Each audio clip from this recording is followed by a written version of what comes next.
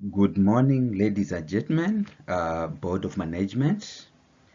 Today we are going to look at the Ndzovu and Sons Corporation Security Framework Implementation Plan.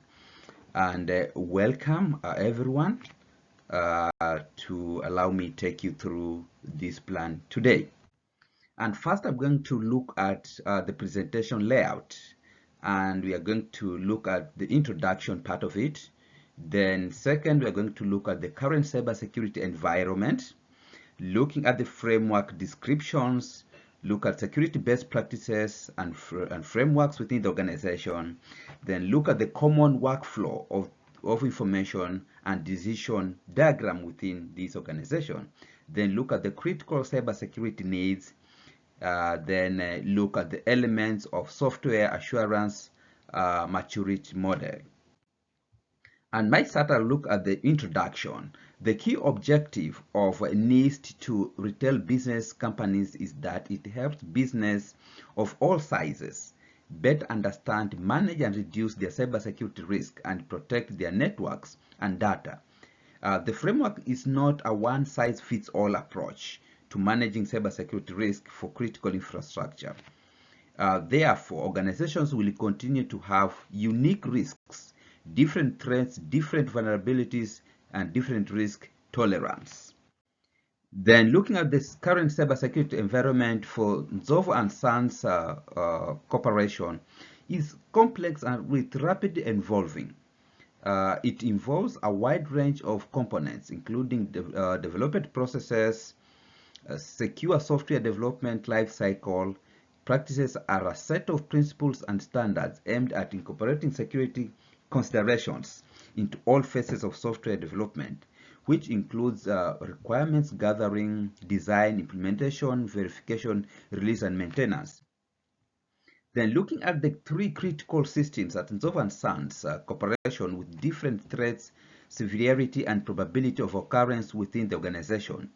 We are looking at these three areas, that is point of sale, inventory management system, supply chain management. And looking at this, Ndzovu and Sons faces several cybersecurity risks, including phishing attacks, malware infections, inside threats, and data breaches. But managing these risks, the company is considering implementing security controls such as access controls, encryptions, and monitoring systems. Regular training and awareness programs can help prevent employees from falling prey to phishing or social engineering attacks. We are looking also what are the potential gaps within the organizations, and the issue is about having well-trained personnel in cybersecurity and IT. Then we also have some issues on delays in threat detection reactions, data backups for advanced cyber threats and disaster. In case of disaster, then how do we ensure that we manage information within the organization? Then regular security policy reviews and updates for any emerging issues, well-financed cybersecurity department, well-harmonized IT and cybersecurity personnel so they can be able to deal with organization threats and recovery issues. Then we are looking at still at the cybersecurity environment framework description, and we are looking at the threats and risk assessment matrix summary report. And when we look at cybersecurity within the organization, the likelihood of this one happening is very high, and the risk, and when you also look at the impact is also very high. The risk priority is very high, and all this. So when we look at that, is 3 times 3, so it is likely. And when we look at also the risk priority is very high. Then when we look at severity and frequency of occurrence table, so when we look at cybercrime and all that affect the organization operations, and when we look at severity is 9, and frequency of occurrence is more frequently, probability scale based on 1, and all that. So it's on the high end. Then current cybersecurity environment, still we are looking at the when we look at paradigms, these are the overarching cybersecurity strategies or ideologies, and this is what the organization is looking at: defense in depth and zero trust. When you look at defense in depth, looking at multiple levels of security controls and safeguards are used in these techniques. Even if one layer is breached, the others continue to guard. And we look at physical security, network security, application security, and user awareness training could all be all those layers. Then when you look at zero trust, this attitude holds that no user or system, even if they are within the network parameters, should be trusted. So when we look at paradigms, that's what we are looking at as an organization. Then when we look at information and configurations management, these include managing and safeguarding data and system setups. Among the most important places are patch management, access control, and encryption. Then when you look at systems involved in service delivery, these are the IT systems that help users to consumers receive services. And they must be protected in order to avoid services outage and data breaches. This entails looking at the endpoint protection, network security, application security, data security. Then when you look at the framework descriptions, in aligning Ndzovu and Sons incorporation to NIST framework, this entails looking at the three key basic areas. And the basic areas here are the framework core, framework implementation tiers, and framework profile. And when we look at this, we're looking at, when you look at the framework core is grouped into 5 areas, and it is detect, protect, respond, and recover. Then when you look at the NIST cybersecurity framework core, we have the identify, protect, detect, respond, and recover. And we have all these. When we look at identify, what do we mean? We look at asset management, business environment, governance, risk assessment, risk management strategies. Then when we look at assessment, protection, we look at access control, awareness and training, data security, information protection processes and procedures. Then we are looking at maintenance. Then we are looking at protective technology. When we look at detect, what do we mean? We look at anomalies and events, security continuation continuous monitoring, and anomalies and events. Then when we are talking about respond and under the NIST cybersecurity, we are looking at response planning, communications. How do we communicate within the organization and outside the organization? Then we're also looking at analysis, mitigations measures, and the areas of improvements. Then when we're looking at recover, we are looking at recovery planning, improvements, and communications, and all these. Then when we go to the second part, which is framework implementation tiers, and we are looking at which are these tiers. We've got partial, risk-informed, repeatable, and adaptive. Then we have risk management processes, we have integrated risk management programs, and then we have external participation. So all this information is within the organization. Then we are looking at framework implementation profile, and we are looking at Ndzovu and Sons, and we have got the index here from between 0 to 3. Where are we? What is our current state within the organization, and where do we want to be at the end of the day? And we are looking at, when we are looking at identify, protect, detect, respond, and recover within the tier from 0 to 3, where are we? And all this, we are almost between 0 and 1. But where do we want to go? We are targeting at being around, when we look at identifying, we are looking at being almost 3. Then protection, we are looking at being at least at 3. And then respond and recover. So those are the areas that where we were, where we are right now, and where we want to be as an organization. Then security best practices framework. It is the objective of every organization to focus in achieving their vision, mission, and core values. While this is true, failure to comply with the regulatory requirements can result in legal penalties, loss of business, and damage to the company's reputation. So data breaches can also result in lawsuits, fines, and a loss of customer trust. So compliance with relevant regulations is essential, and a culture of security awareness should be established to prevent cybersecurity incidents from occurring. Then we are also looking at the different areas. We've got NIST, we have got ISO 27001, we have sys controls. So these frameworks and best practices offer systematic ways to addressing cybersecurity concerns.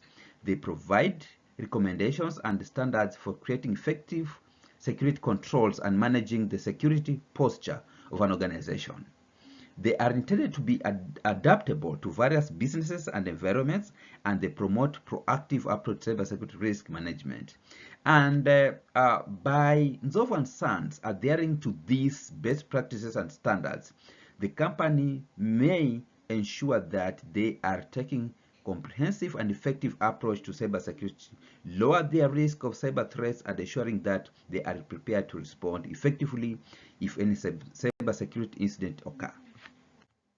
And then here we are looking at the common workflow of information and decisions within the organization. And this is the diagram here. We have user, we have request, we have deliver response, we have services, we have processes, requests, and all this. So at the end of the day, a user makes a service request.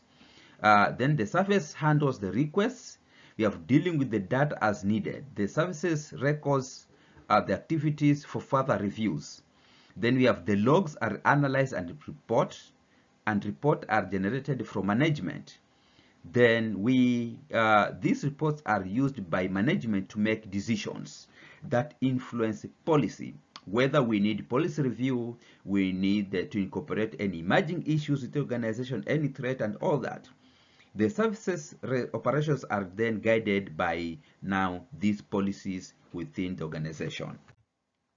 Then we're looking at critical cybersecurity needs. What do we need? And one, we're looking at NIST, National Institute of Standard and Technology. The National Institute of Standard and Technology, NIST, offers a number of cybersecurity standards and guidelines.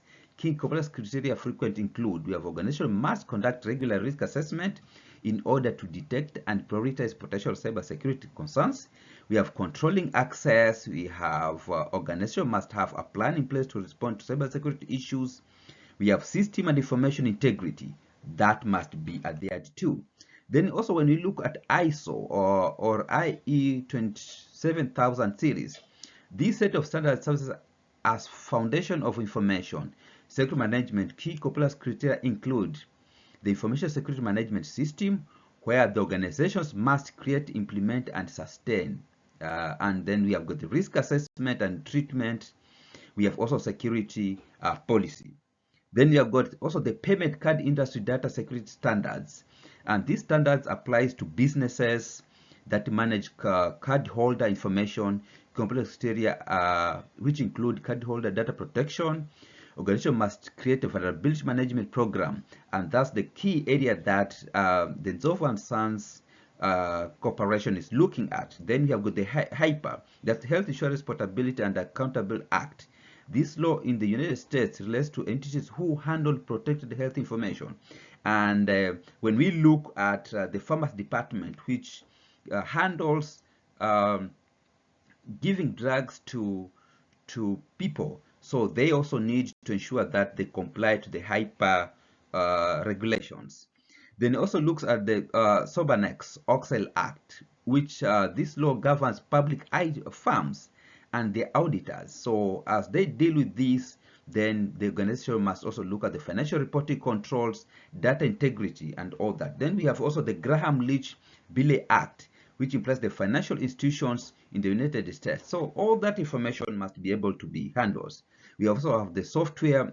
When we look at the elements of software assurance maturity model, what do we mean? And here we look at the software assurance maturity model, SAM, which is a framework that assists enterprise implementing software security strategy. And the organization is looking at governance, construction, verification, and deployment. And what do we mean when we look at governance? And here we look at creating and organizational structures, policies, standards, and procedures. Then when we talk about construction, we look at secure coding practices, code review, and secure building management. Then verification, we look at security testing, vulnerability management, and remediation. Then deployment, we look at environmental hardening, secure deployment, and incident management. These are all part of it, and also can secure a thorough and structured approach to software security by adopting the SAM methodology. Then we have all these elements of software assurance maturity. We have the governance part of here. we have construction part of here, we have verification and operation. So in all this, when you look at governance, what do we mean? We have strategy and metrics, education and guidance, then we have got policies. When we go to construction, we have security requirements, we have threat assessment, we have secure architecture. Then when we talk about verification and we look at design review, security testing, implementation review, then when we talk about operations, we look at the environment hardening, issue management and operations. Then, ladies and gentlemen, we have the references that we can be able to look into details where we need to make some references, we make some, have more additional information. So all this is here. And in case of any question, any areas of clarification, please hesitate not. I'll be able to make more additional information. Otherwise, thank you very much and have a good afternoon. Thank you.